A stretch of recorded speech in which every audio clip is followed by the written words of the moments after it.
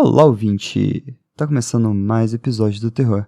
Eu sou o Fê, e esse episódio não era pra ter introdução, mas eu estou aqui fazendo uma introdução pra vocês, porque teve, eu acho que uma falha de comunicação entre eu e vocês no episódio da semana passada. Eu poderia ter feito uma introdução mais humanizada naquele episódio sobre a IA, mas eu achei que seria interessante uma IA fazendo o EP, porque se trata, né, de uma história em que uma IA faz um monólogo e uma reflexão sobre a humanidade.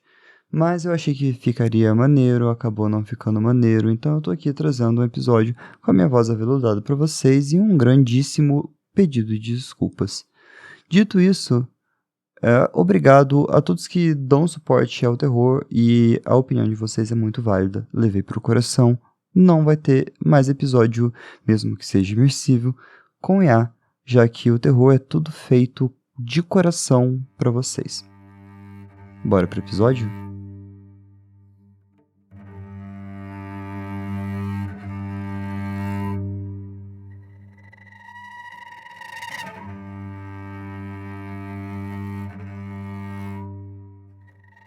Para proteger a privacidade dos indivíduos e vítimas, no áudio seguinte todos os nomes foram alterados, exceto o do assassino. Os detalhes da história foram adaptados para torná-la mais fluida, mas eu vou contar o que aconteceu. Senhor Ellen Noches? Eu chamei o rapaz sentado à minha frente, mas ele não me respondeu. Ele vestia uma bata de paciente azul claro, tinha olheiras verde escuras sobre os olhos, o cabelo preto azevite desgrenhado e a pele estava pálida como papel.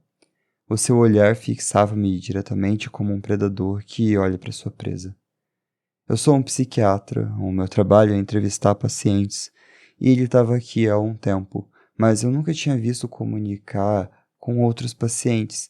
Ele sempre ficava num canto da sala. Sem dúvida, ele era uma criança excêntrica. Esse é um hospital psiquiátrico judicial. A única diferença é a forma como tratamos os pacientes com registro criminal, para evitar que os pacientes cometam outra infração. O seu silêncio não estava ajudando em nada. Você sabe o que é isso? Eu puxei uma fotografia à sua frente. Mostravam os óculos de aros pretos na estrada e era a cena de um crime. Ele olhou para a fotografia e falou suavemente. Isso é do meu melhor amigo. Pode me contar algo sobre isso? Eu perguntei, mas ele apenas me encarou sem dizer uma única palavra. Olha, desde que você veio pra cá, a gente não fez nenhum progresso. Se pode me dizer algo sobre isso, me conta, por favor. Depois que eu terminei o meu apelo, ele suspirou e disse... É uma longa história. Ela é muito longa, para te falar a verdade. A sua história era sobre um adolescente muito quieto na turma que foi acusado de roubar um relógio pertencente a uma colega muito popular. Isso fez com que ele fosse vítima de bullying por um grupo de estudantes. Ele e um desses estudantes, chamado Tom, se tornaram amigos, mas depois descobriu que o amigo tinha incriminado. Eles discutiram no telhado e Tom acidentalmente caiu para a morte. Essa é a foto dos óculos de Tom após o incidente. Eu tentei salvar ele, eu tentei puxar ele, mas ele largou a minha mão.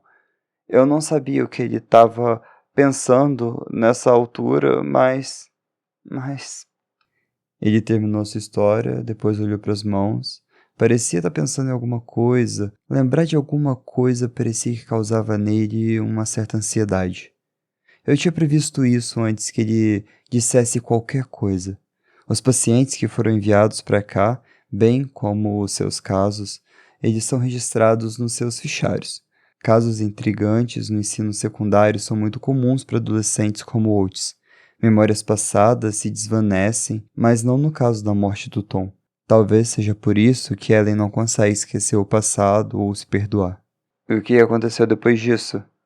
Eu continuei com a minha pergunta, pelo menos estava fazendo algum tipo de progresso.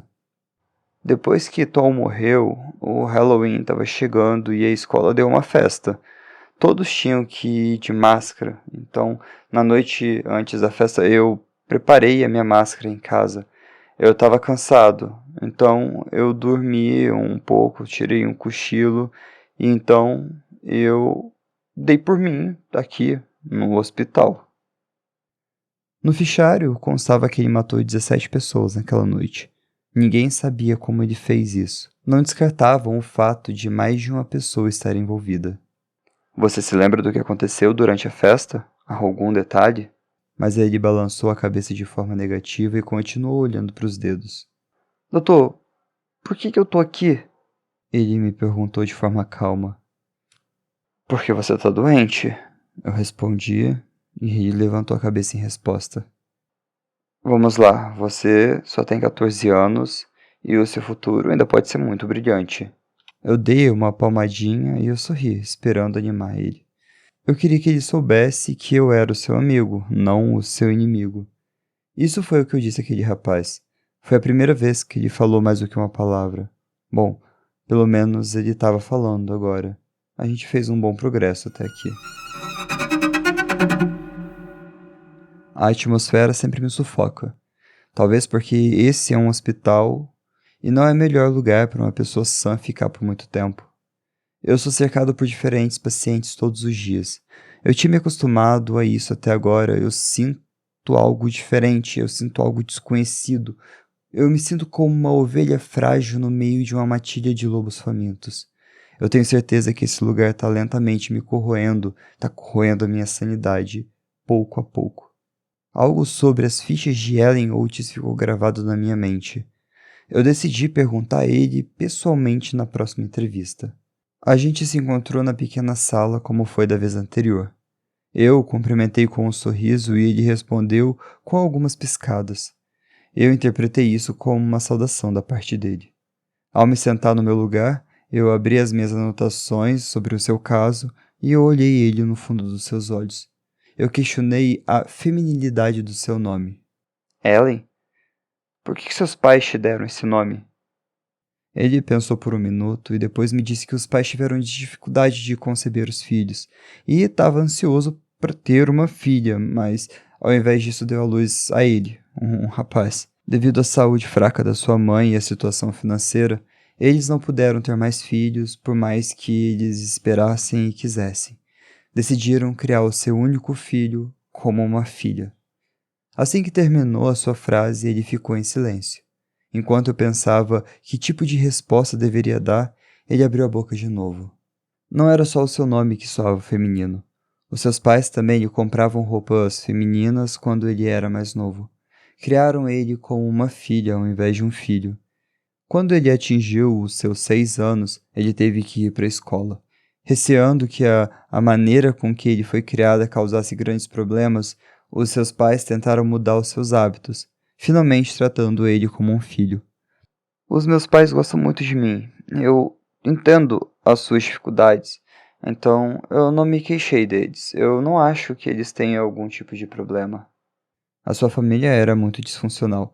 Ele cresceu sob a fé distorcida e as expectativas excessivamente altas dos seus pais, o que afetou seu desenvolvimento. Perdeu algumas características humanas básicas, mas não notou. Além disso, ele não parecia saber como expressar os seus sentimentos devido ao ambiente em que ele cresceu. É difícil mudar a opinião do paciente sobre a fé da sua família. Eu queria dizer a ele o que os seus pais estavam fazendo era errado, mas esse não era o momento certo, então eu mantive a minha boca fechada. Embora ele raramente falasse com outras pessoas no hospital, ele falava educadamente sempre que fazia. Nós conversamos às vezes, a gente se sentava no banco branco do parque e parecíamos melhores amigos. Nem sempre falávamos de coisas relacionadas com o hospital. Às vezes a gente só jogava a conversa fora e eram nesses momentos que ambos nos sentíamos relaxados, especialmente eu. Eu realmente senti a tensão entre nós a diminuir. E nesse lugar os pacientes discutiam aleatoriamente uns com os outros. Ele não procurava as brigas, mas também nos impedia. Ele sempre conseguia evitar qualquer forma de caos e vivia pacificamente. Isso era muito inteligente da parte dele. Era 2001, 3 de outubro. Ele estava na ala do hospital após receber tratamento por 7 anos, e era hora de regressar à sociedade. Ele tinha agora 21 anos.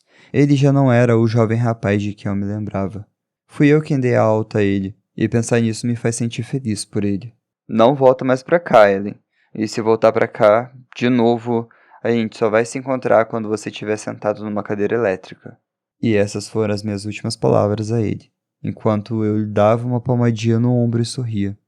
Ele acenou com a cabeça em resposta e ele tinha uma boa natureza, se alguém fosse me perguntar. Eu me lembro da aparência dele quando saiu.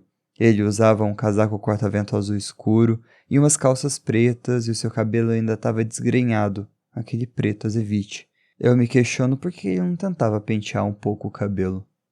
Eu realmente esperava não o ver nesse lugar de novo. Depois da sua alta no hospital, ele estava se comportando bem. Às vezes a gente conversava por e-mail ou a gente se encontrava num café. E a gente conversava sobre coisas que a gente estava fazendo. Ele trabalhava como carregador e limpador em tempo parcial. E o seu corpo estava bastante musculoso, parecendo muito mais saudável de que quando eu vi ele na primeira vez. Ele poupou uma pequena quantia de dinheiro e alugou uma casa antiga e pequena. O ambiente era tranquilo e agradável. Tinha trazido algumas ferramentas de arte e começou a desenhar. Ele me disse que queria ser pintor.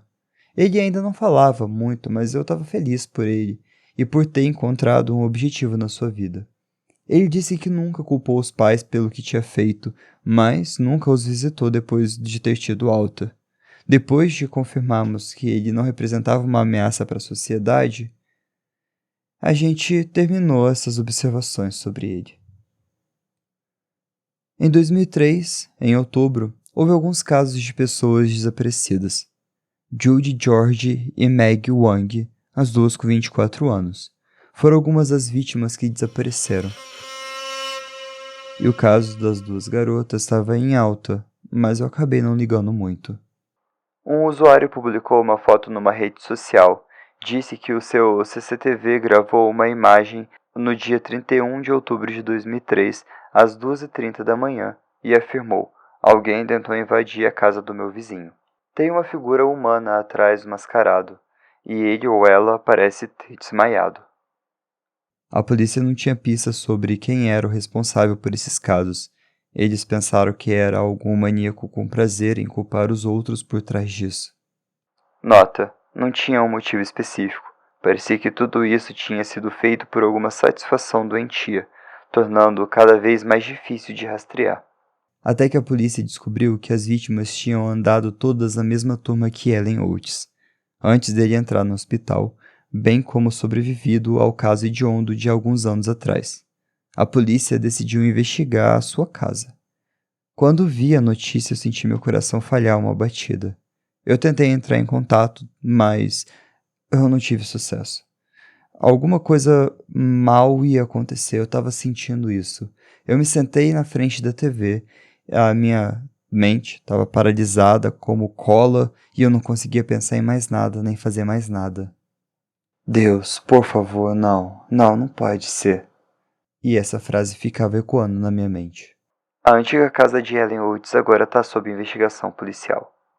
Em 17 de novembro, a noite estava em completo silêncio.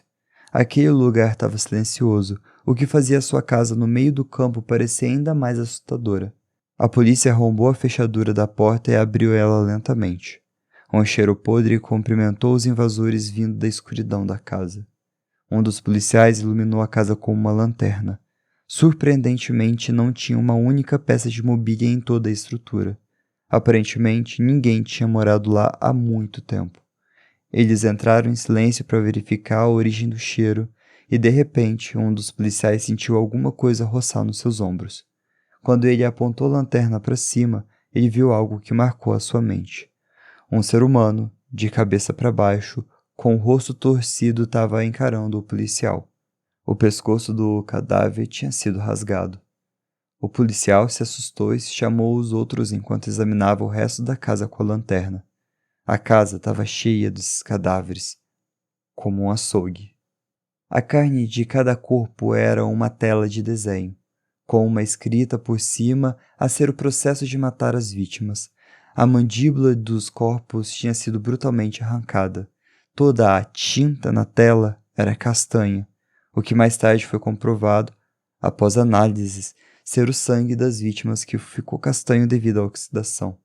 Tinha um total de 5 corpos nessa casa, incluindo Judy e Maggie.